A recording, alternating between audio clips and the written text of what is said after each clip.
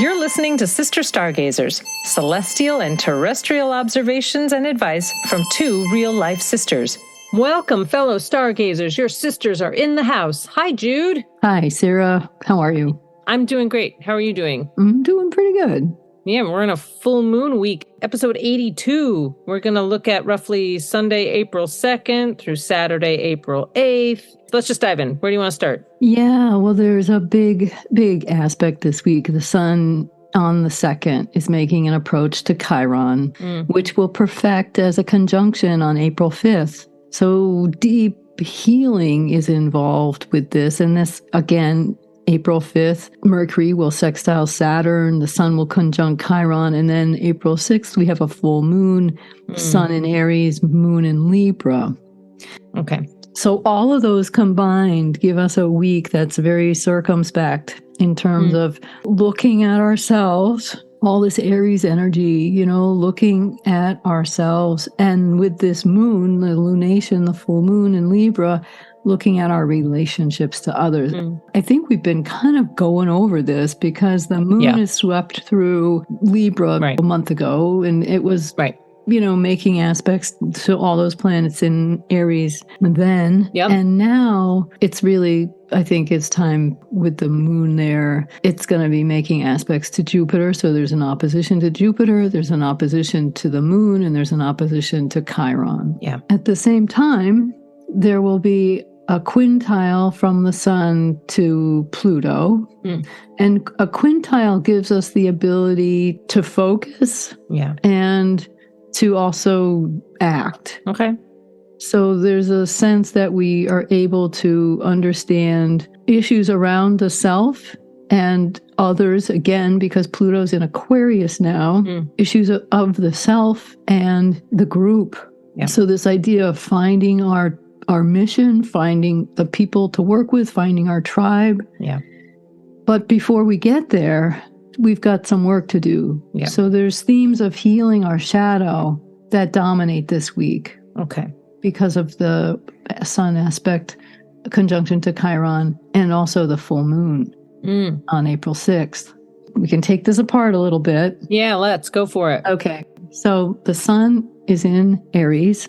It's at 12 degrees Aries as we start the week, and Chiron's at 15 degrees Aries. Jupiter's at 19 degrees Aries. Vesta's at 23 degrees Aries. Eris is at 24 degrees Aries. So these are planets that we've talked about over the last 3 weeks being slow movers, being pinged by the faster movers like Mercury, like Venus.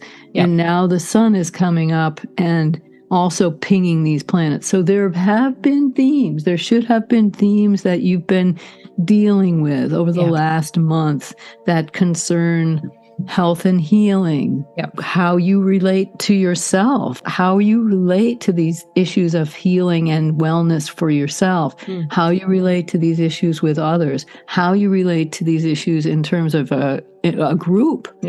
Now that Pluto's in Aquarius, and how you dedicate yourself to your own health and healing.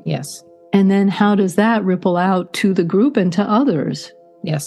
And there's also a sense of, understanding issues of conformity and being an individual. These are all in play when we've had this Libra moon and other planets in Libra making oppositions to Aries. So we have this stellium. It's a very wide stellium of almost 15 degrees. Between Chiron at 15, the sun is there, and then Jupiter 19, Vesta 23, Eris 24, Mercury 27. Mercury is about to go into Taurus. Taurus is hosting the North Node right now at 4 degrees. So Mercury will be entering Taurus this week. So it makes a square to Pluto when it enters Taurus. So this is also about intensity of mind, intensity of thought, and about what concerns you, what is important to you. It can be a passive-aggressive argument or persuasive speech. Often when Mercury is in aspect to Pluto, especially a square, you're fighting, you're taking a position and are put into this position of kind of fighting for something in a deep way or defending something in a deep way. And it might be not defendable. Yeah, yeah. This is Pluto's at 0 degrees Aquarius. This has to do with the group mind, the collective, the tribe, tribal conditions, and then the individual, or what the individual thinks, or what the individual values. Yeah. As opposed to what the group values. Again, there are these issues between individual value and group value. Yep. But I think with the sun making a conjunction to Chiron exact on the 5th, and part of this full moon picture, this is very important for healing. It's an aspect of deeply illuminating the inner work that we have to do, and maybe some of the shadow material that we need to process. So trauma, wounding, feeling vulnerable, projection, especially with this full moon. If you find yourself blaming others, turn that around and look at yourself. Yeah. And see if you've done that same thing that you're blaming someone else for. That also could be a picture that manifests at the time of this full moon. Okay. Venus will sextile Neptune on Friday. So there might be, the need to escape. If you've been doing your work all week, you have a chance during this full moon to really clean some stuff up. Yeah. Then you might be able to take a break on Friday. Cool. The need to escape is really strong. Yeah. And the moon will also oppose Mercury. So this, again, the moon will be moving into Scorpio. Mercury's in Taurus. So thinking, before you speak. Yeah. The moon in Scorpio can be really feisty, can be very desirous, can be very helpful in terms of regeneration of feeling. And Mercury might be able to help you ground that because it's in Taurus. Okay. Mercury makes a sextile then to Mars, and this is happening Saturday the 8th. So this helps with decisiveness, assertiveness, honesty, practical solutions. The other thing I just want to mention with this particular setup of all of these Aries planets is that they're in a wide approaching orb, exact orb, or separating orb from a square to Pallas. Pallas, Athene, is in Cancer. Yep. And she's the strategist. She really takes in all sides and tries to weave together a solution. But in Cancer, she's about weaving together your tribe, finding those people. Yes. So the square from Cancer, Pallas in Cancer, back to Sun, Chiron, Jupiter, Vesta, Eris, is all about how. Yes. How do you find those people? And it's a long game. It's not a short solution. Yes. And that's where I think the card this week really speaks to that. Yeah, I just wanted to choose a different card this week than the traditional Rider-Waite that I normally go with. And the animal deck came up. It's the medicine card deck by Jamie Sams, David Carson, illustrated by Angela Wernicke. And number 3, the elk came up. So I'll just kind of share the highlights of elk. And it's basically, elk medicine is about the long game. It's about pacing yourself, and that through pacing yourself, you increase your stamina. The story that it shares is that elk was out and mountain lion wanted to catch elk, and elk just started trying to get away from mountain lion, and mountain lion was spurting forward, trying to catch the elk. And elk's medicine is about pacing himself, keeping going, getting to the mountain, getting higher, and eventually the mountain lion gave up because it knew it just it couldn't outpace the elk.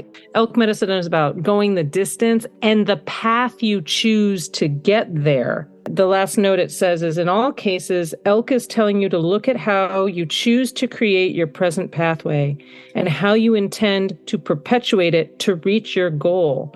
Your best weapon is the same as elk's: to stop when you need to persist when you need to, and to allow room for change and exchange of energies. The other thing that it said about elk is that, except in mating season, elk tends to stick with the male elk stay with the male elk, the female elk, but it speaks about your people, like finding your people and finding strength in community through communication with others who are of your similar experiences. A new sense of community can be built, and that there can be communication in unity. So that also, I think, speaks a little bit to what you were talking about. So we thank Elk this week for popping out of the deck. Yeah, that's beautiful. And I think it will take a little work too. This is a square, not a trine.